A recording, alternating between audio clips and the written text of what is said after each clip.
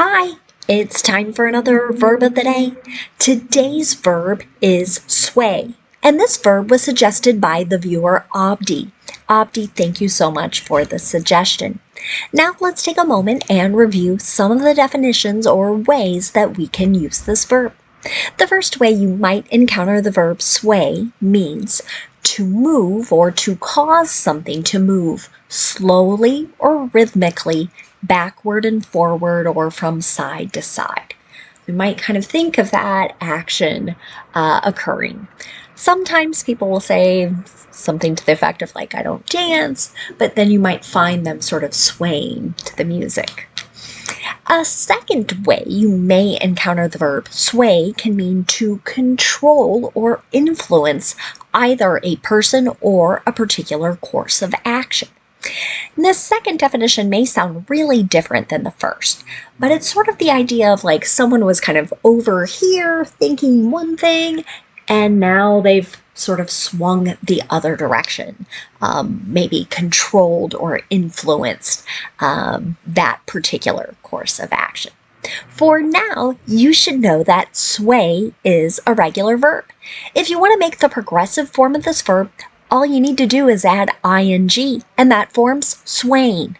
The past tense and the participle form of our verb can be made by adding ed. The base verb sway ends in a vowel sound, a long A sound, and all vowel sounds are voiced. This means our ed ending is just going to make a d or a d sound. We're not going to add an extra syllable when we say it. So the past tense and the participle form of the verb should sound like this: swayed. Okay. Now we're going to move on and discuss some phrasal verbs with sway. And there are most likely two that you're going to encounter, but these two can have a number of different meanings. So today's video will focus on those differing phrasal verb meanings. Let's start with the phrasal verb to sway back and forth. The first way you might encounter this verb might mean to continue moving, swinging, bending slowly in one direction and then back in the opposite direction. You might think of what I was sort of trying to demonstrate a little bit with that first definition of the verb. So an example of this might be, the crowd swayed back and forth as the band played their hits. This is an example of a simple past tense sentence. We're describing a particular action. It sounds like during a concert. Now, a second way you could use sway back and forth might mean to go between two opposing positions, or two opposing decisions, two opposing points of view, etc. An example of this might be, public opinion has been swaying back and forth on the proposed legislation for the last 6 months. This is an example of the present perfect progressive or present perfect continuous verb tense. We're talking about an action that has been ongoing. So whatever this proposed legislation is, as they maybe poll constituents, people that might be affected by it, right? Some believe one thing, and then after a period of time, that point of view changes, right? And maybe it's gone back to that original position. So that's the idea there. The next phrasal verb we're going to discuss is to sway toward. We're going to talk about 5 different ways that you could use this phrasal verb. The first way might be to incline, bend, or veer toward someone or something, or in a particular direction. So an example of this might be, are the trees swaying toward the house? This is an example of the present progressive or present continuous. We might be discussing something that's happening now. Maybe there's a windstorm, right? And we're trying to kind of understand maybe what's happening around us. And so this question is, are they bending in the direction of the house? A second way to use sway toward could mean to become inclined to do something, especially if it's in contrast to what you had sort of previously wanted or maybe desired to do. An example of this might be, we're swaying toward letting them go. Maybe this is a set of parents or guardians talking about becoming of the mindset. Maybe they're going to give permission for their child or children to do something after maybe they'd previously said no. That might be that previous inclination. Again, that's present progressive or present continuous.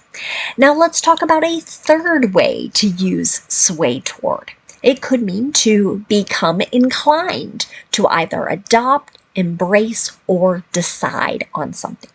An example of this might be, the board has swayed toward the proposal after much debate. This is an example of a present perfect sentence. We're talking about maybe something that has been completed.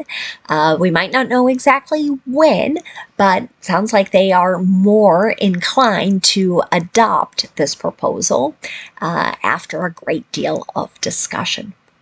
A fourth way to use sway toward could mean to convince, persuade, or influence someone to do something. An example of this. How did they sway their boss toward creating a casual Friday? This is an example of a simple past tense question, a more information or WH form of a question. And here what it's suggesting is maybe a group of employees convinced their boss they needed maybe a more relaxed dress code on Fridays. That's usually what's meant by casual Friday. A fifth way to use sway toward could mean to convince, persuade, or influence someone to adopt or embrace some position. An example of this might be, will never sway them toward the truth. This is an example of the simple future using will, and really what it's suggesting is they're not going to be able to convince someone to embrace telling the truth. Now, let's spend a moment and look at some words that are related to our verb sway. The first word we'll discuss is just the noun form of this word. The noun sway has the exact same spelling and the exact same pronunciation as our verb. When we use this word as a noun, we may be referring to one of two things, and those the meanings really go back to the separate meanings you've seen with our verb. The first way to use the noun is to describe a rhythmical movement from side to side. An example of this might be, his awkward sway convinced them he wouldn't be a good dancer, right? So whatever that side to side movement, maybe it's lacking rhythm, looks kind of awkward, and someone is now like, never mind, we're not going to worry about maybe giving you a dance lesson or trying to encourage dance lessons. This just might not be for you. And the second way to use the noun sway is to talk about rule or control. An example of this might be, our country must escape the sway of firearm fundamentalists. This is a sentiment I've heard many Americans express, particularly those who believe we need greater restrictions and control around who can possess and what kinds of firearms could be possessed. One more word for us today. It's not something that you're going to see a lot of, but you might encounter the adjective swayless. This suffix less generally means without, and here our definition is not capable of being swayed or not capable of being influenced. An example of this in a sentence might be, we're looking for a leader whose principles are swayless. Well, they can't be influenced, right? They're going to be maybe very firm, very committed to their own ideals and beliefs. Again, I want to say a special thanks to Abdi for suggesting today's verb, and I thank you all for watching. Have a great day.